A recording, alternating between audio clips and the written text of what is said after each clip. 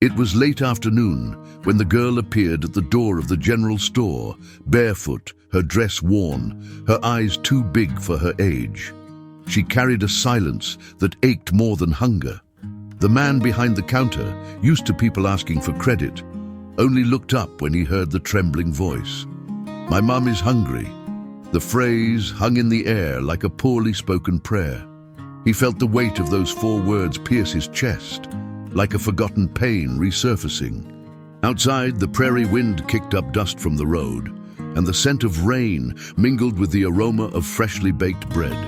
It was in that simple moment, between a child's hunger and a man's past, that something began to change. Something that no one in that forgotten town would ever forget. Subscribe to the channel for heartwarming stories every day. Tomas Silva's store stood on the corner of the town square, where the dirt road forked, one arm leading to the northern ranches, the other descending towards the river. It was a simple structure with exposed brick and a clay tile roof, lined with wooden shelves that exuded the scent of bar soap, kerosene, and roasted coffee. Afternoons there always had the same rhythm: the creak of the door, the clinking of coins, the murmur of conversations about the harvest and the price of corn. Tomas knew every wrinkle of that place. He also knew every wrinkle on his own face, which the mirror showed him each morning, lines too deep for his 43 years. A widower for 10 years, he had learned to fill the void with work. He opened the store at dawn and closed it when the last lamppost on the square flickered out. Between customers, he swept the floor, checked inventory, and noted debts in ink-stained ledgers. No one asked him about loneliness. No one dared. That afternoon, the sky was heavy with dark clouds rolling in from the west, pushing the warm, dense air into the store. Tomas was wiping down the counter with a damp cloth when he heard light footsteps on the threshold. He looked up and saw the girl. She couldn't have been more than 7. Her bare feet were caked with dry mud, and the faded blue dress hung loosely on her thin shoulders. Her tangled brown hair fell in unruly strands across her face. But what caught Tomas's attention were her eyes, large, dark, frightened, like those of a cornered animal. The girl didn't step inside. She stood there, clutching the hem of her dress with one hand, her other resting on the doorframe. The silence she brought with her was heavy, almost tangible. Tomas waited. He knew some words required courage to be spoken. "My mum is hungry," she finally said, her voice so low it was almost lost in the wind beginning to rattle the shutters. Tomas felt something tighten in his chest. Those 4 words, spoken with such devastating simplicity, pierced the defenses he had built over the years. It wasn't pity he felt. It was recognition. The girl's hunger was the same hunger he had known in his own childhood, before he had this place, this counter, these shelves. The hunger that couldn't be satisfied with bread alone. "Where is your mum?" he asked, softening his voice. "In the shack, near the river." He knew the place. It was a makeshift dwelling of patched-up boards and a tin roof nestled among the trees along the creek. People passed by there occasionally, landless farmhands, families fleeing distant droughts. But it had been months since Tomas had seen smoke rising from that corner.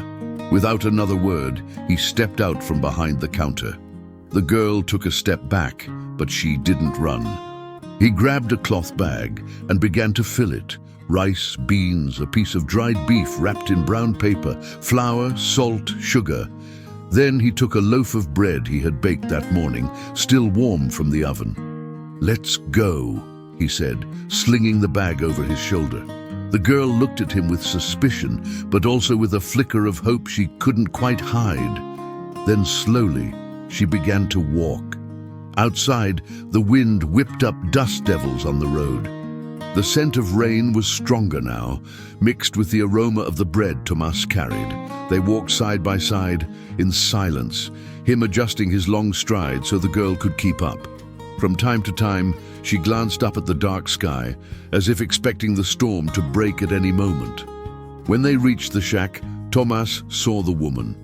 She was sitting on a wooden stool, mending something that looked like patch upon patch.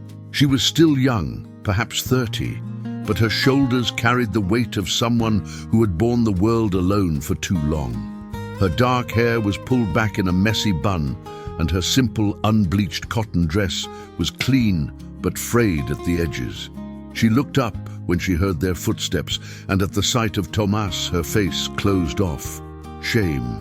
That's what he saw there. The shame of someone who needs and doesn't want to need. "Good afternoon, ma'am," Tomas said, tipping his hat. "Your daughter stopped by the store. I brought some things." The woman stood up slowly, setting her sewing aside. Her hands trembled slightly. "I didn't ask for anything," she said, her voice hoarse but firm. "I know. But no one should go to bed hungry, ma'am, not hungry for food or for hope." He placed the bag on the ground by the threshold and took 2 steps back. The woman looked at her daughter, who was now clutching her dress hem with both hands, and something in her gave way. Her eyes filled with tears she tried to hold back, biting her lower lip. "Thank you," she murmured so softly Tomas almost didn't hear. He simply nodded, replaced his hat, and turned to leave. But before he took his first step, the girl ran to him and took his hand, a small, warm hand, gripping his rough, large one tightly. Tomas looked down and saw, in the child's dark eyes, something he hadn't seen anywhere in a long time. Pure, wordless, unreserved gratitude. He squeezed back just a little and then headed back to the store as the first drops of rain began to fall on the dusty road. That night, Tomas couldn't sleep. He sat on the back porch of the store, listening to the rain drum on the roof. Thinking about the girl, the woman, the shack by the river, he also thought about himself, the man he had been and the man he had become. And for the first time in many years, he felt that perhaps there was still something within him worth salvaging. In the days that followed, Tomas found excuses to pass by the shack. The first time, he brought firewood, said it was left over from the store, and that with the rain, it would be good to have a fire going. The woman accepted it reluctantly, but she accepted. The second time, he brought an old lantern he had repaired, said he didn't need it anymore. She thanked him without meeting his eyes. The girl, however, was different. Every time Tomas showed up, he'd head straight for the makeshift gate of crooked slats and stand there watching her with those big, curious eyes. He didn't say much, but he'd smile. A shy but genuine smile. It was on a dim, sunny morning, the ground still damp from the night before, that Tomas decided to ask for their names. The woman was hanging clothes on a line strung between 2 trees. He arrived carrying a package of crackers that Mrs. Mariana from the neighboring farm had left at the general store in exchange for matches. "Mornin'," he said, tipping his hat. She glanced at him over her shoulder, her hand still holding a patched-up sheet. "Mornin', Mr. Tomas." So she knew who he was. The town was small, names traveled fast. Brought some crackers for the girl. Tomas noticed she looked less gaunt than the first time he'd seen her. Her face had regained some color, and her eyes didn't seem so sunken. "Thank you," she said, taking the package. Then, as if gathering courage, she added, "My name is Anna, and this is Sophia. Did you like the bread?" But Tomas saw no suspicion in it, just genuine bewilderment. Anna wasn't used to kindness. He adjusted his hat in his hands and looked up at the sky, where white clouds drifted slowly. "Because I've been hungry," he said simply, "and because no one deserves to go through this alone." "Thank you," she repeated, this time with more weight behind the word. Tomas just nodded and started to walk away, but Anna called him back. "Mr. Tomas, if you ever need anything mended, I'm a good seamstress. It's what I used to do before. Could you patch them up?" He'd stop by the shack at the end of the afternoon, always with an excuse, fixing the fence, replacing a loose board, bringing more firewood. Anna, little by little, let her guard down. She talked more, smiled more. She told him her husband had left 2 years ago, right after they lost their house in the city. She said they'd come to town hoping for a fresh start, but work was scarce, and hope even more so. "I thought about going back to the city," she said one afternoon, sewing on the doorstep while Sophia chased butterflies in the yard. "But I don't have anywhere to go, and Sophia likes it here. She says it smells like the woods, and that's good. And for folks who want to start over, Evgenia from the grocery store next to the church, who first started spreading the rumors. She'd seen Tomas walking down the road with his bag on his shoulder, heading towards the river.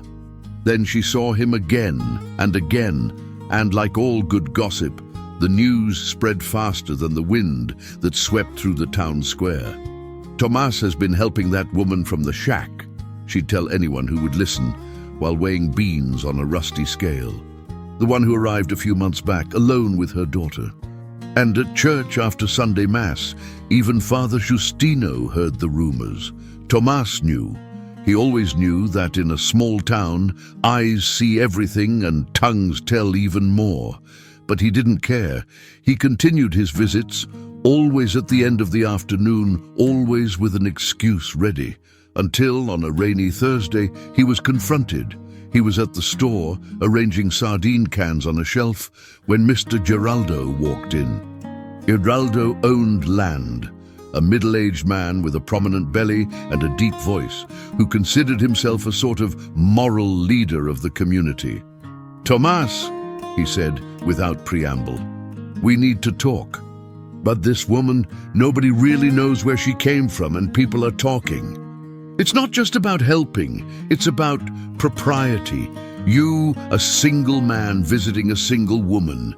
People will talk, Tomas. They'll talk about you and her." Tomas stood there in the middle of the empty general store, feeling the weight of that veiled threat, ostracized. He knew isolation well. He'd lived with it for 10 years. But now, for the first time, he didn't want to live like that anymore. That afternoon, when he went to the small cabin, he found Anna sitting on the steps, her face tense. "Mr. Tomas," she said before he could even speak, "I think it's best you stop coming here." "Why?" She looked at Tomas with her big eyes and asked in a small voice, "Aren't you coming anymore?" "Why are you doing this?" she asked, repeating the question she'd asked before. Tomas thought carefully before answering. "Because 10 years ago, I closed my heart, and now, for the first time, I feel it opening again, and I won't let fear or gossip close it again." And there, in the late afternoon that smelled of rain and wet earth, the three sat in silence, a silence that no longer hurt, but warmed. Despite the whispers, a routine settled in. Tomas would close the store a little earlier on Thursdays and Fridays, and walk to the cabin with tools, provisions, or simply to be there. Anna sewed more and more, not just for Tomas, but for others in town who, little by little, began ordering patches and repairs. Some out of necessity, others out of curiosity. Sophia was the link between the two adults. She'd run back and forth, bringing wildflowers, showing off colorful stones she found in the creek, humming songs she'd learned from her mother. She was a child who, despite everything, still knew how to smile. One Saturday morning, Tomas arrived with a surprise. A small wooden loom he'd bought from a traveling craftsman. "I thought you might like it," he said, handing the object to Anna. She was speechless. She ran her fingers over the smooth strips, tested the tension of the threads. I don't know what to say." Sophia sat beside her, watching her mother work. Tomas stayed there too, sitting on a stump, fixing a rusty door hinge. They didn't talk much. They just worked, each on their own task, in a silent harmony that spoke more than words. The sun descended slowly, painting the sky orange and pink. The wind carried the scent of grass and damp earth. From time to time, Sophia hummed softly, and Anna smiled as she passed the shuttle between the threads. "Mr. Tomas," Anna said after a long silence, "were you ever married?" "He drank, spent what we didn't have, and one day he just left us with nothing, not even an explanation." The girl was bright and learned quickly, repeating the letters with a seriousness that made Anna smile. "She likes you, Anna said one afternoon, watching her daughter and Tomas sitting side by side, the primer open between them. "And I like her," Tomas replied, without hesitation. "And you too, Anna." It was the first time he'd said it out loud. Anna fell silent, her hands stopping mid-stitch. When she finally looked at him, her eyes were shining. "I like you too, Tomas. More than I should." He smiled, a discreet smile, but a true one. "There's no more than you should, Anna. There's only what is true." It was a cold Monday when the south wind brought a biting chill that made even the town dogs huddle in the shadows. Sophia woke up with a fever and a deep cough. Anna tried all the home remedies she knew: guaco tea, wet cloth compresses, eucalyptus steam. But nothing helped. On the second day, the fever worsened. Sophia was delirious, calling out for people who weren't there. Anna, desperate, sent a message to Tomas through a boy passing by on the road. When he arrived, he found Anna in tears, holding her daughter in her arms. "She's so hot, Tomas, I don't know what else to do." When Tomas knocked on the door, carrying Sophia, the doctor asked no questions. He simply led them inside. Anna stood by her daughter as the doctor examined her. Tomas waited in the living room, pacing, his heart in his throat. Those were the longest minutes of his life. Finally, the doctor emerged. "It's pneumonia," he said gravely. "She needs rest, medication, and constant care. If it gets worse, she'll need to go into the city." "I'll take care of her," Anna said, her voice firm despite the tears. "I'll do whatever it takes." The doctor handed over bottles of medicine and detailed instructions. Tomas paid for everything, ignoring Anna's protests. "This isn't the time for pride," he said, firm. "It's the time to take care of the people we love." They returned to the shack, and Tomas stayed. He spent the entire night there, helping Anna watch over Sophia, changing compresses, making tea, holding the little girl's small, warm hand as she slept restlessly. Anna, exhausted, finally dozed off in her chair, and Tomas covered her with a blanket. It was in the early morning, when the cold was most intense, and the silence was broken only by the crackling of the fire in the makeshift fireplace, that Sophia opened her eyes and looked at Tomas. "Mr. Tomas," she murmured, her voice weak. "I'm here, Sophia. Are you going to stay?" "I'm staying, until you get better." "And after?" Tomas felt a lump in his throat. "After too, I promise." Sophia smiled, a tired smile, and fell back asleep. Tomas remained there, holding her hand, feeling the weight of that promise. It was a promise not made lightly. It was a father's promise. In the following days, the fever subsided. Sophia was still weak, but the worst had passed. Dr. Mauricio came to visit, pleased with her recovery. "It was the care," he said, looking at Anna and Tomas. "Children need medicine, but they need love even more. And you gave them both." When he left, Anna hugged Tomas, and for the first time she cried openly. "Thank you," she said between sobs. "Thank you for staying, for not leaving me alone." Tomas wrapped his arms around her, feeling the weight and fragility of that moment. "I will never leave you alone, Anna. Neither you nor Sophia. I promise you that." And in that instant, they both knew this was more than friendship. It was commitment. It was family. It was Mr. Geraldo who brought the news on a hot November afternoon. He entered the general store with a grave face and closed the door behind him. "Tomas, I need you to hear what I'm about to say without interrupting." Tomas, who was organizing coffee bags, stopped and turned. "I'm listening." Geraldo took a deep breath. "Do you know who Anna's father is?" "No, and I don't care." "You should care, because it's Antonio Farias." The name dropped like a stone in water, creating ripples that spread through Tomas's entire body.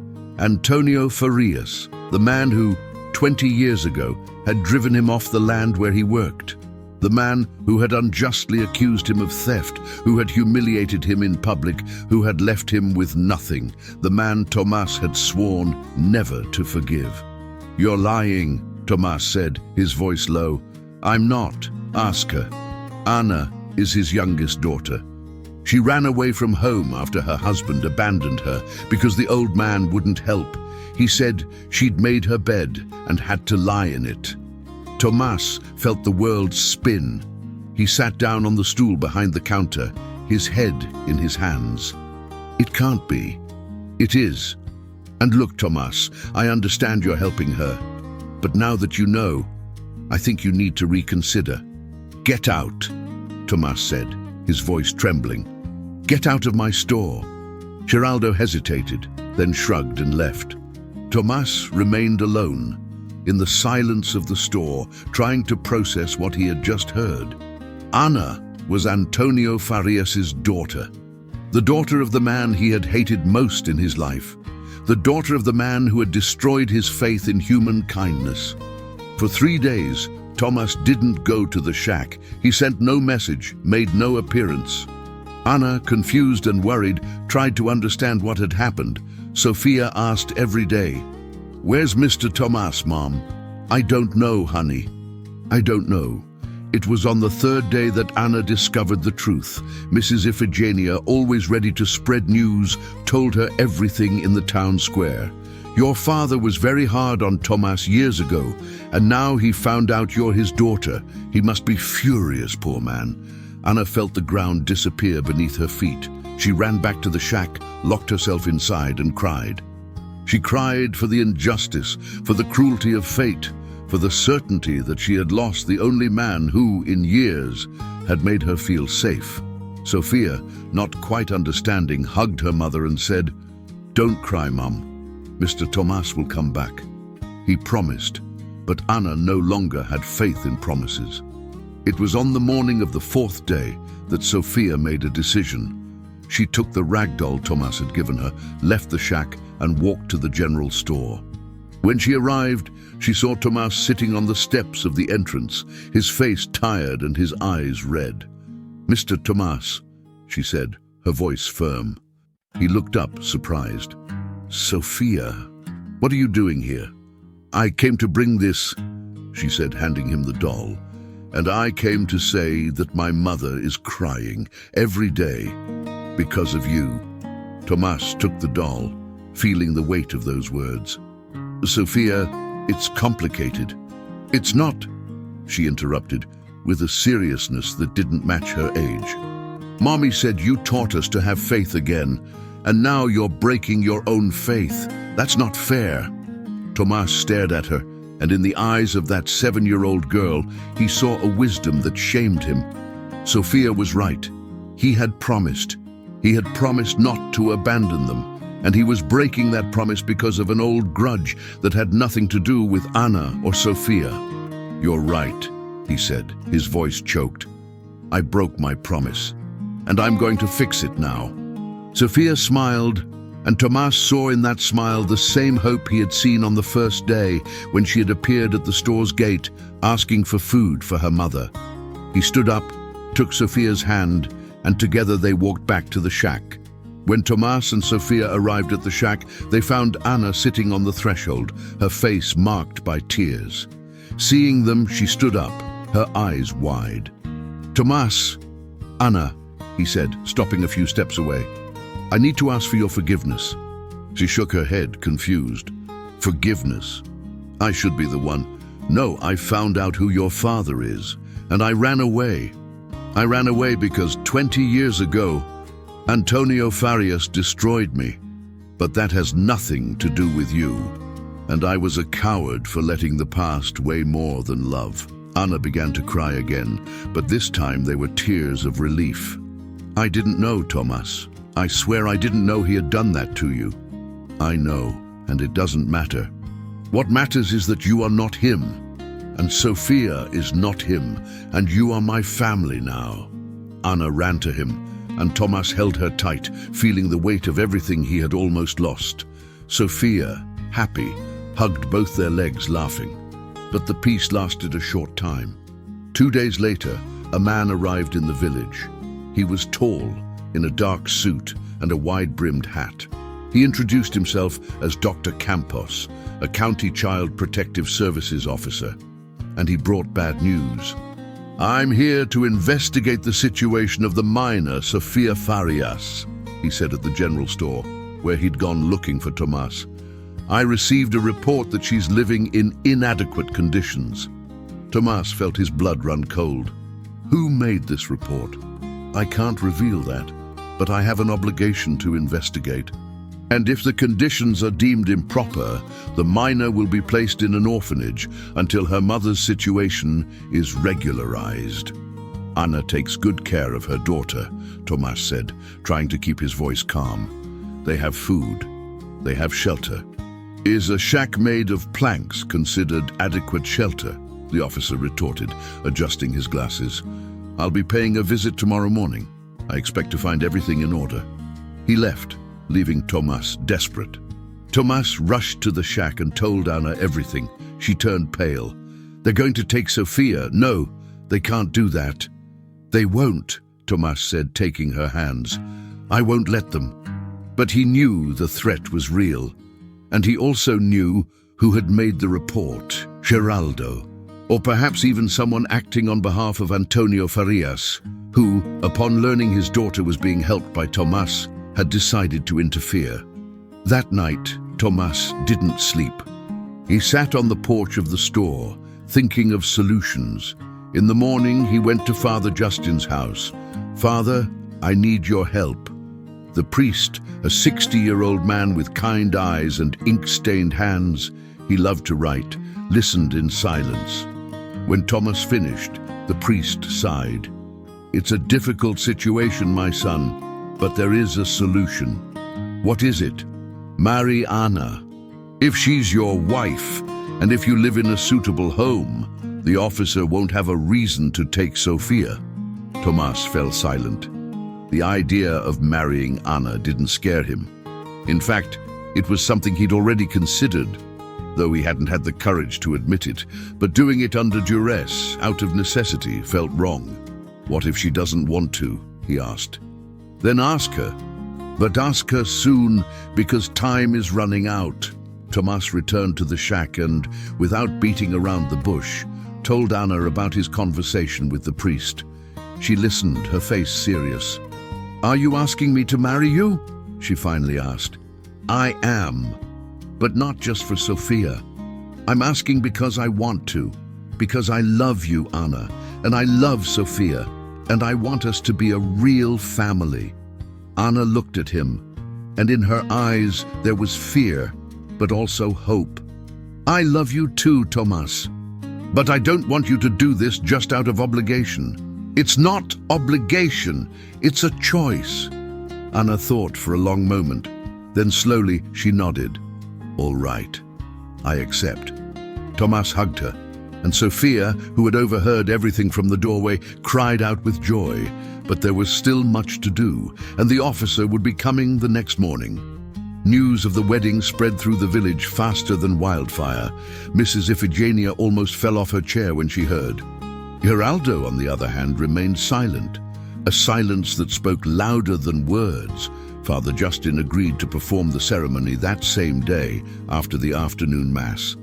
There would be no reception, no guests beyond the necessary. It would be simple, but it would be true. Meanwhile, Tomas organized a work party.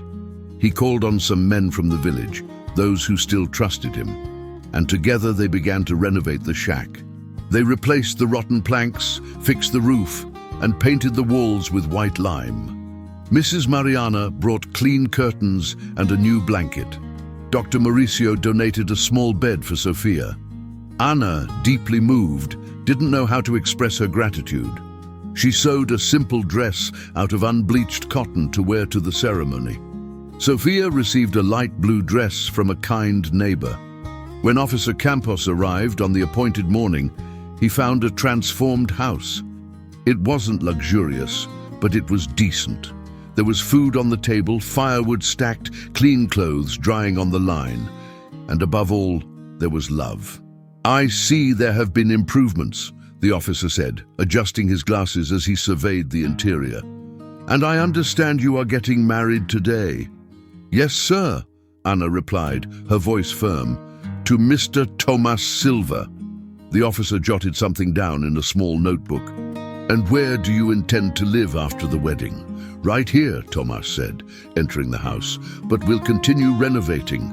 And I have the store, which provides sufficient income for the three of us."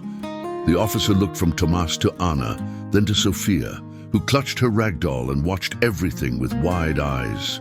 "Very well," he said finally. "For now, I see no reason to remove the minor. But I will make periodic visits to ensure the conditions are maintained." He left, and Anna almost collapsed with relief. Tomas held her, and together they silently thanked God. In the afternoon, in the village's small wooden church, Tomas and Anna were married. Father Justin conducted the ceremony with simplicity and tenderness. Sophia, standing beside them, smiled so widely it seemed she would burst with happiness. When the priest asked if Tomas accepted Anna as his wife, he replied in a firm voice, "I do, with all my heart." And when he asked if Anna accepted Tomas as her husband, she looked into his eyes and said, "I do, forever." There was no reception, but there was joy.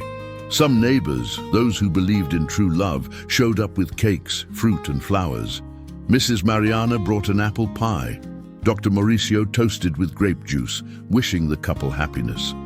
At the end of the day, as the sun set behind the mountains, Tomas, Anna and Sophia walked back to their home now. And for the first time in many years, none of them felt alone. Sophia, tired but happy, fell asleep on Tomas's lap. Anna, beside him, held his hand. "Thank you," she murmured, "for everything." "You don't need to thank me," Tomas replied, squeezing her hand. "We're a family now, and family takes care of each other." Anna leaned her head on his shoulder, and together they looked at the starry sky. There were still many battles ahead, but now they would face them together, and that made all the difference. The peace lasted 2 weeks. Then Antonio Farias arrived in the village. He was an imposing man with graying hair and a proud bearing. He dressed like the landowner he was, and he carried an aura of authority that was intimidating. When he entered the general store, Tomas was alone, organizing the inventory. The two men stared at each other in silence. It was the first time they had seen each other since that day, 20 years ago, when Antonio had publicly accused him and driven him out. "Tomas Silva," Antonio said, his voice grave, "I heard you married my daughter." "I did," Tomas replied, keeping his voice steady. "Without my permission, without even consulting me. Anna is an adult. She doesn't need permission." Antonio took a step forward, his eyes cold. "You think you can just waltz into my family after what happened between us?" Antonio fell silent, his face red with contained rage. "You'll regret this, Tomas. I guarantee it." He left, slamming the door. Tomas stood there, his heart pounding, knowing this wouldn't end here. And it didn't. 2 days later, Antonio returned, this time accompanied by Inspector Campos and 2 police officers. They went straight to the shack, now a small but decent house, and knocked on the door. Anna opened it, paling at the sight of her father. "What do you want here?" "I've come to get my granddaughter," Antonio said, his voice hard. "She can't live in these conditions." "What conditions?" Anna looked around, indignant. "She has food, she has shelter, she has love." "Love?" Antonio spat the word as if it were poison. "You married a man out of desperation, and now you want me to believe this is love?" "I don't care if you believe it or not," Anna said, her voice trembling but firm. "Tomas is my husband, and Sophia is my daughter. Sophia is my granddaughter, and I have rights over her." Inspector Campos, clearly uncomfortable, intervened. "Mr. Farias, as I explained, the minor is in the custody of her mother. You can file for custody, but you can't just take her." "Then I'll file," Antonio said, "and I'll win, because a court will never leave a child with a mother who lives off handouts and a stepfather who's a thief." "I've never stolen anything," Tomas exploded, having just arrived, breathless. "You accuse me unjustly and destroyed my life, and now you want to do the same to Anna and Sophia? "You're nothing but an opportunist," Antonio spat, "and I'll prove it in court." That's when Sophia appeared at the door. She looked at her grandfather, a man who had never visited her, never helped her, and said in a clear, firm voice, "I don't want to go with you. I want to stay with my mom and Tomas. They take care of me." "You never did." Antonio seemed surprised.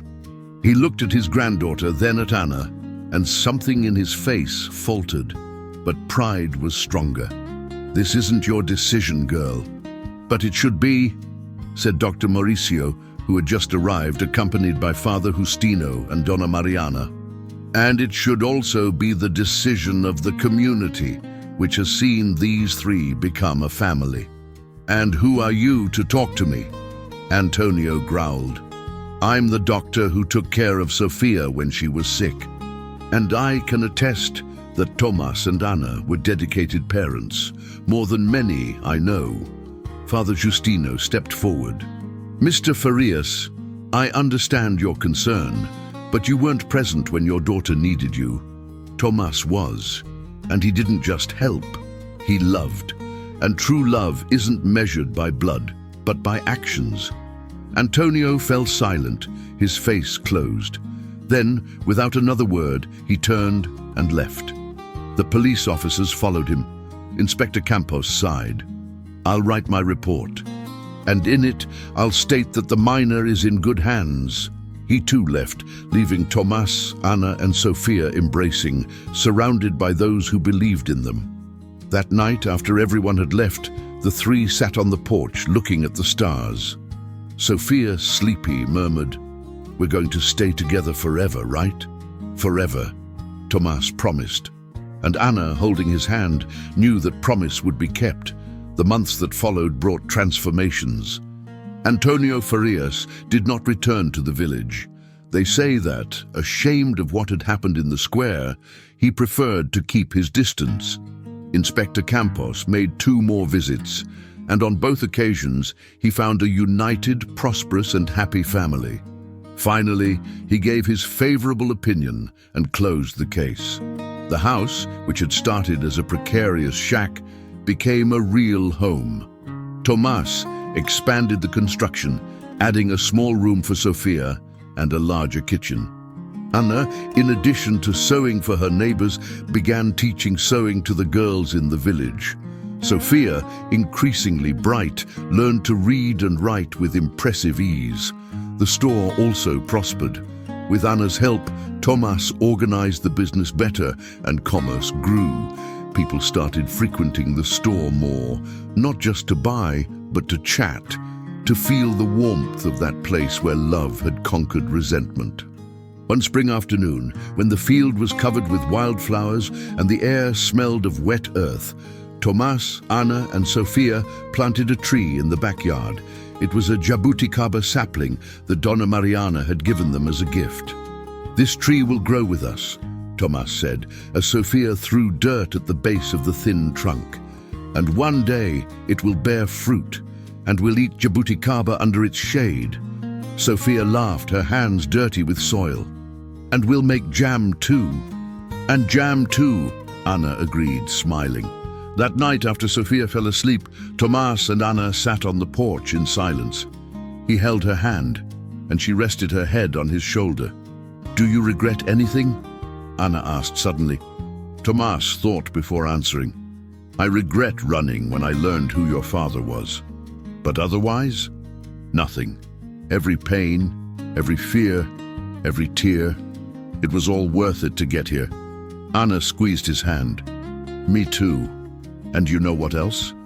For the first time in my life, I feel complete, as if everything that happened before was just preparation for this, for us." Tomas pulled her closer. "We built this together, Anna, and we'll keep building. Day after day, brick by brick, love by love." Anna smiled, and in that smile was peace. True peace, one with struggle, with forgiveness, with courage. Months later, when the jabuticabera had already sprouted new leaves and promised fruit for the next season, Sophia returned from school with a drawing. It was a yellow house with a tree next to it, and 3 people holding hands. "It's us," she explained, showing the drawing to her parents. "We're a family."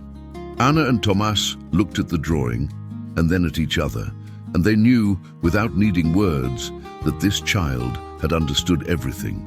She had understood that family isn't defined by blood, but by love, that home isn't a place, but a feeling, and that, together, they had built something that nothing and no one could destroy.